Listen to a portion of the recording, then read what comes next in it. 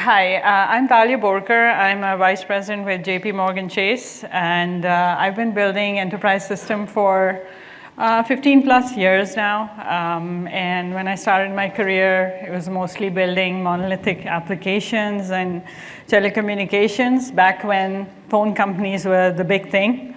And for the last 6 years, I've been working in the financial industry and again, working on monolithic systems.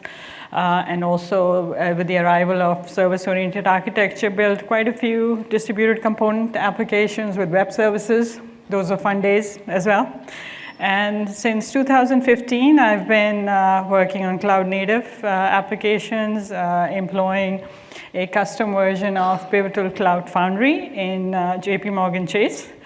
And today's topic of my talk is enterprise systems built with microservices are designed to expect failures, but then what? How do we handle failures? So in my day job, I constantly focus on building resilient applications. As you can imagine, customers are not quite happy if you lose their money, or if you lose their trade, or if you miss booking an order with a broker.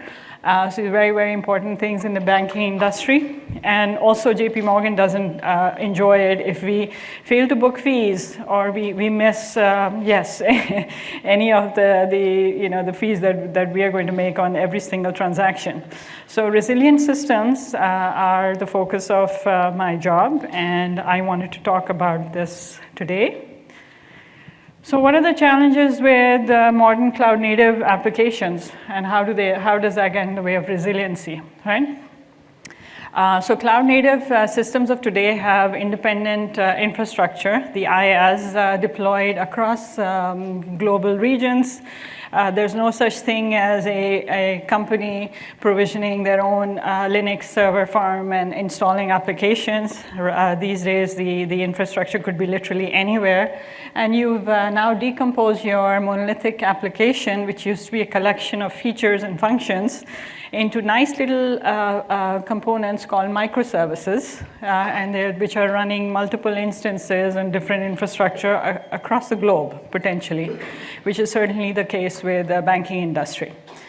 So in the days of legacy monolithic applications, time to market used to be especially fun. I don't know how many of you have worked with monolithic applications, enterprise applications here? Show of hands. Oh, good. I have some company. Excellent.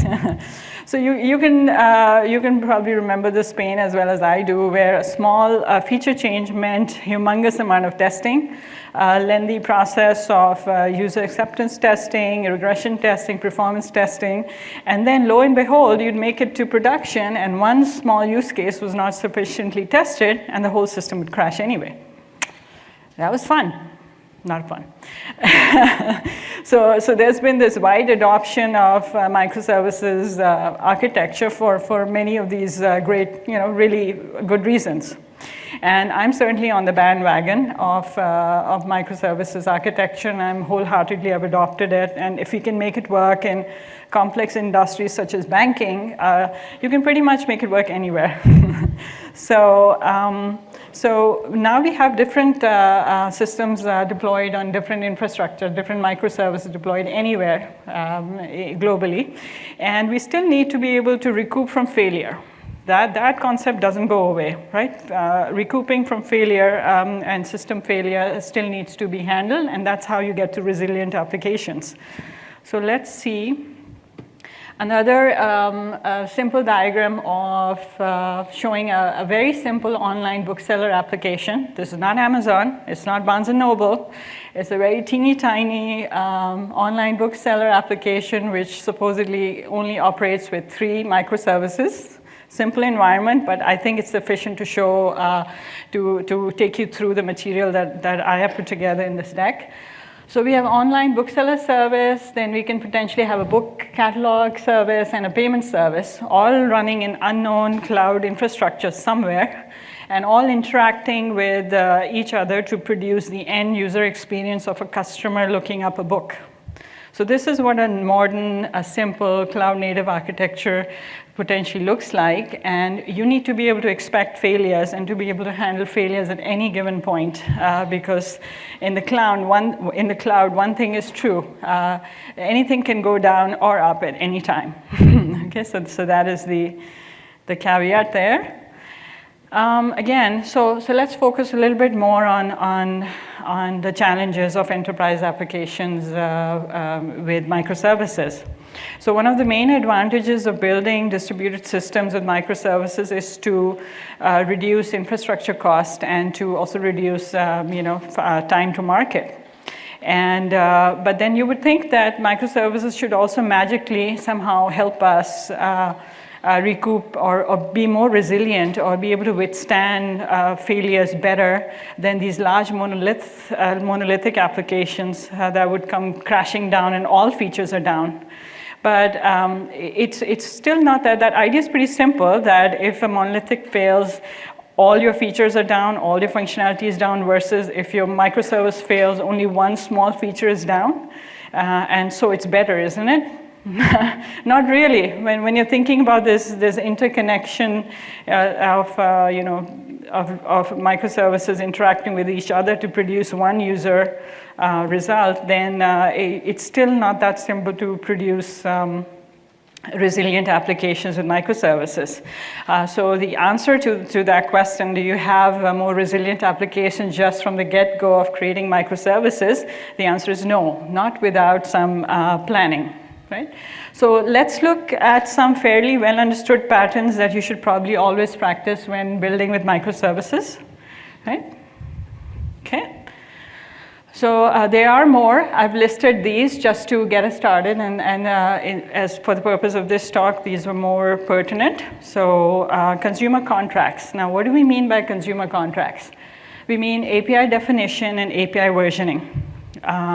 So an API definition should be enforced as a contract between a consumer and a producer, so that there are no surprises when, for example, a producer decides to add a few more attributes, provide a richer feature.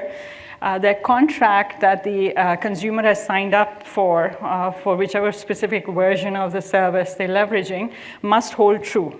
So that is on the API this is how a consumer contract is enforced, by first defining an API and defining what a request payload and a response payload will contain, and then holding the consumer and the producer have to hold themselves accountable to making sure that the marshalling and unmarshalling works as expected. So that is what we mean by consumer contracts need to be baked into to produce resiliency in an application. And second concept is retries and idempotent APIs. Now, what does that mean? Now, retries have been around for, everyone understands retries, because we had retries in monolithic applications, we've had retries with distributed component applications, and we still need to bake in retry mechanism with microservice applications. But the key here is now you have to think about idempotent APIs where the entire request is retried and not little bits and pieces of it, which can lead to unexpected values. For example, if you, instead of sending a value for, say, a variable y and giving the complete current value of a variable y, if we were sending, for example, increment y by 20, and there was a failure, and retry kicks in, and now this increment y by 20 is called 3 times, then the value of y will not be what you expected. And these things add up pretty quickly if you're talking about dollars and cents in banking. And you can imagine we'd have very unhappy customers if their credit card is charged numerous times just because these duplicate retry requests came in. So there are ways of handling retries and idempotent APIs by, say, even using infrastructure such as messaging, such as ActiveMQ, which I can read out duplicate messages. There are other ways also, for example, of attaching a unique identifier in messages, which again help a consumer identify duplicates and read them out. So whichever way we get to it, it is necessary to have retries with independent APIs baked in. And lastly, and definitely not least, promise and fallback. Now, microservices are all about providing a promise. And I'm sorry, it's a slide. Cursor is not moving. Sorry. Okay. I was just trying to get this right. Okay, great. So promise and fallback. So when we build microservices, the right way of building a microservice is to asynchronously sign up, make a promise to the consumer that we will return a response, and this will be the request payload. Right? And in the case of failure, fallback mechanism must kick in and send back a response that is going to satisfy the promise we made. Now, the promise can change according to the catastrophe we're facing and also the use case we're facing. In certain cases, only real-time data will suffice, so no backup service can be called. And hint, hint, this is where I want to show how we can use caching, where in case a stale or slightly less current data can be sent back, then a backup service can be leveraged. But in certain cases, only a graceful error message can be sent back as a fallback to satisfy the promise. That the promise is that a response will be sent back by a service no matter what the failure is. So the end user experience is not compromised. Right? With promise and fallback, we must talk about circuit breaker pattern as well. And with circuit breaker implemented with Hystrix, we can leverage caching as a fallback mechanism. So let's take a look. I think this is working. All right. So this is a circuit breaker with Netflix Hystrix, straight from their GitHub site. No need to change it. It describes the pattern and the implementation very nicely. So okay, for just a little recap on why do we want to bring in circuit breaker pattern. Circuit breaker pattern helps stop cascading failures that bring entire system down. Right? And this could be caused by latency or unavailability of any service participating in a use case. And Hystrix library allows us to define fallback functions. And these fallback functions, as I had previously just mentioned, can take a variety of forms. In some cases, the fallback must be to send back an error message because the real-time data is the only thing that will suffice in the scenario. But in other cases, caching can be leveraged. And instead of, as you see, number 3 here, available in cache being used as the recommended way of even before retrieving data, we can actually leverage caching in step number 8 as well when there is a failure. So this is when slightly stale data can also suffice. All right, so a little bit on that.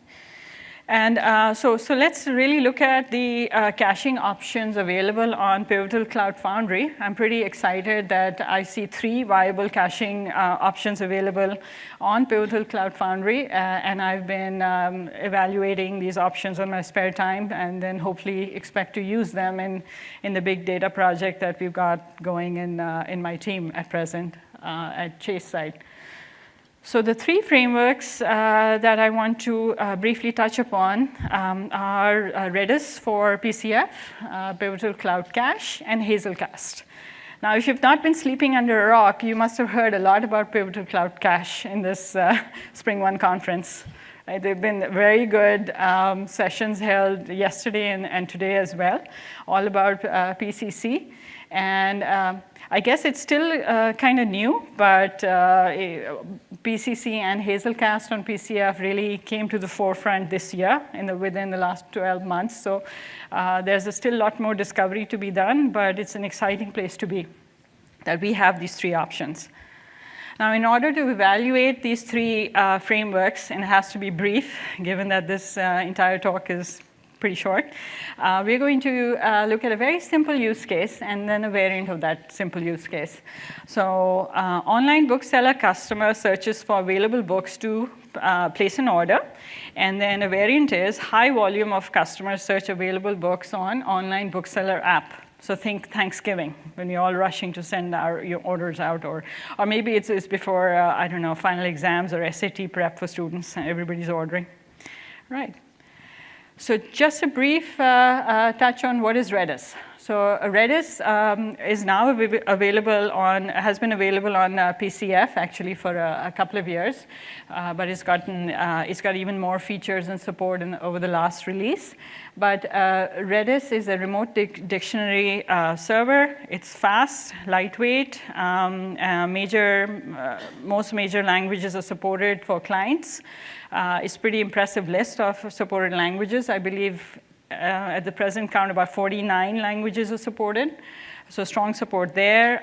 It's a simple key value store. So people, if you're familiar with eCache, you can leverage Redis very easily and efficiently. It's in memory, no SQL database. If you need keys to expire, that can be handled.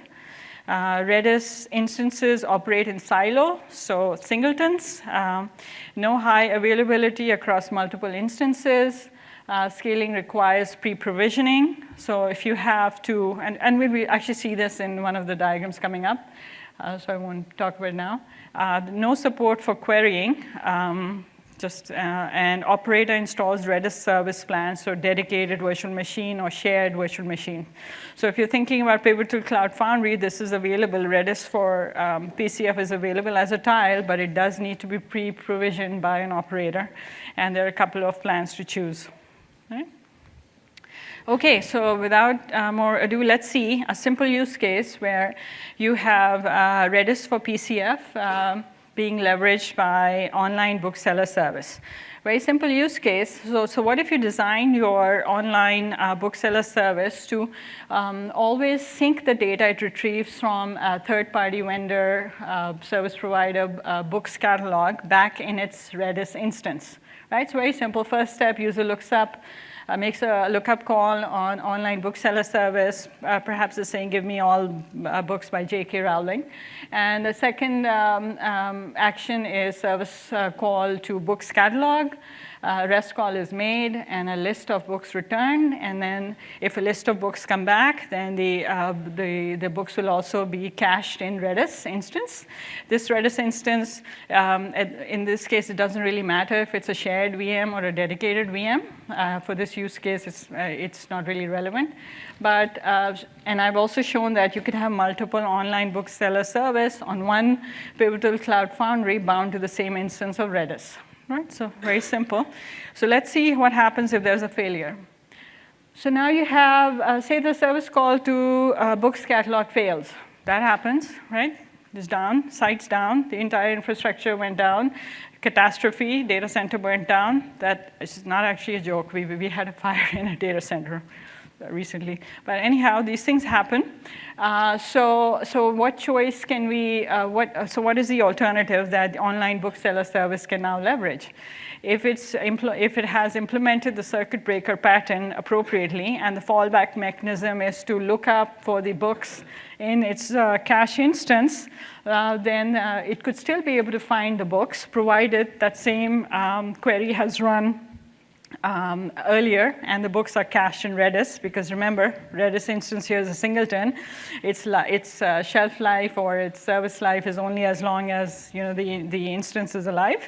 So if the books are found in Redis, then they will be returned. Redis does have persistence, so there is a limited amount of, if you keep building up the books catalog and Redis service unfortunately goes down, then can you still recover from this failure? There is going to be a high percentage of user requests getting error messages in this scenario. Unfortunately, if the Redis instance itself is down, but there is persistence available where a Redis instance can be brought back up and rebuilt from persistent store. But as you can imagine, some data memory data will be lost in this scenario. So it's not perfect, but if you have a simple application with simple in-memory caching needs, it's a good fallback mechanism to at least begin with. right?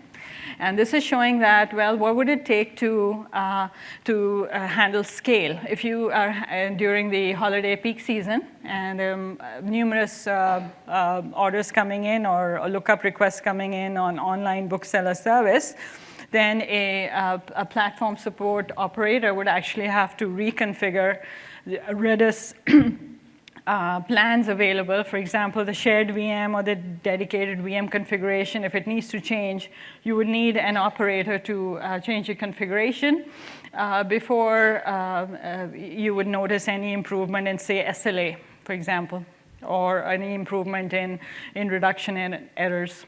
So this is highlight of Redis. So a quick overview of Pivotal Cloud Cache. Again, we have a key value store. It's Apache Gemfire under the hood. We have some restrictions on Gemfire commands that are available because it is an opinionated implementation of Gemfire. Highly available clustered solution. Boy, I'm getting excited already, you know. And Java clients supported. Other clients are still not supported, so I'm waiting for more support on that. It runs on Pivotal Cloud Foundry. That doesn't mean that you cannot operate it on PaaS other than PCF. As long as you can run the Bosh commands, then you can access PCC. And there is asynchronous replication across cluster available as well, which is excellent. There's WAN replication across geographically distributed data centers. PCC provides strong consistency, the C of the CAP theory, partitioning, and very good availability. So PCC is great for update-oriented systems. So I'm focusing on a read use case, but if you had an update intensive, like charge my credit card, and you needed consistency, then PCC would be a great choice for that. So let's look at our simple use case again. So customer searches for available books in PCC. Again, the paradigm is let's get online bookseller service to always sync data it retrieves from books catalog back into its PCC cluster. So there at least say maybe 4. I'm showing 4 instances of PCC in this PCC cluster. And they are all self-replicating asynchronously, and it's a great data consistency. So in the case of failure, now you can handle multiple failures, actually. So your call to books catalog service provider can still be failing, right? And you could even have experience failure on the PCC instance on the cloud, because everything on the cloud can go down. As long as we all remember that, and we build resiliency into applications based on that principle, we'll be good. So since PCC class instance itself can go down, I've shown that. You can still expect the fallback mechanism to be able to return the results back to the user. So it's pretty powerful. Again, let's look at this slightly variant on the peak volume use case. So high number of customers search for available books with PCC. Now say you have an alert going out, for example, right? So PCC cluster itself is operating. There's no loss of data. Every user request is going out, but an alert generates based on the SLA. So if you have Dynatrace set up, and if you notice that the service calls are taking too long to complete, then a continuous integration, continuous delivery job could be kicked off, which as long as you have a pre-configured PCC plan available, then the cluster can be expanded to support the scale-out scenario. So that's pretty powerful. And I love the fact that there's data loss is not an issue here at any time. You could pretty much be down to 1 PCC instance and you would still get a response. But SLAs is something to watch because the further away you get from your PCC instance, the longer it'll take for your request to complete. So now, last caching choice that I was evaluating is Hazelcast on PCF. Very popular distributed in-memory data grid, IMDG. It's based on Hazelcast, IMDG. It's open source. And availability rather than consistency is the focus of Hazelcast. There's support for querying and requires no provisioning, pre-provisioning of VMs by operator. That's pretty powerful. WAN replication is fully supported, highly available clustered solution, written in Java, and it supports JCache JSR 107. So let's quickly look through these use cases again. So again, paradigm is that the data is sunk back into Hazelcast every single time the books catalog returns values. And if you have, again, Hazelcast cluster, I've shown it spanning 2 PCF foundations, and there's potentially with WAN replication set up additionally as well. So if there is a failure on the service provider, the user will get the results returned. There should be no issues because there is cross-cluster replication in Hazelcast on PCF. Now let's expand the scenario. The difference here between Hazelcast and PCC is that if you're noticing the SLAs on service request has grown and you want to improve user experience, then if an alert is generated by your monitoring tool, then in this case, a CI/CD job can potentially bind or scale your Hazelcast cluster without even an operator having to pre-provision a new plan. So it's slightly more powerful. And of course, the JSR 107 support is also a major benefit, and support for multiple clients, not just Java. So a few of the differences. I am running short on time, but I think I made it to the last slide. So in summary, resiliency in microservices systems need to be planned from the start. Redis, Hazelcast, and PCC can all be used to provide fallback strategies in case of failures. So choose the caching solution suited to your use case and build more resilient cloud-native enterprise applications. Thank you.